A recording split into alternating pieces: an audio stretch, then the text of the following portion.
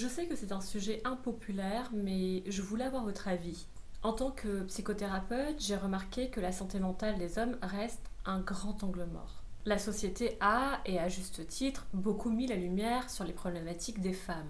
On a été ignoré pendant des décennies et il était bien évidemment vital d'en parler et qu'on soit entendu. Mais en parallèle, on a oublié quelque chose. On a oublié qu'un homme aussi, ça souffre, qu'il porte aussi des blessures, des doutes, des peurs qu'il n'ose pas dire, parce qu'on lui a appris qu'un homme, ça ne parle pas de peur, ça n'est pas vulnérable ou autre, parce qu'on lui a appris à être fort. Et je sais que certains diront, pourquoi on devrait s'en soucier? Les hommes sont violents, machos. Oui, bien sûr, c'est important de dénoncer ces violences et ces rapports de force. Mais peut-être qu'une autre façon de s'attaquer à ce problème, c'est aussi de reconnaître que beaucoup d'hommes souffrent en silence et qu'ils n'osent pas dire qu'ils ont mal parce qu'on leur a appris à se taire.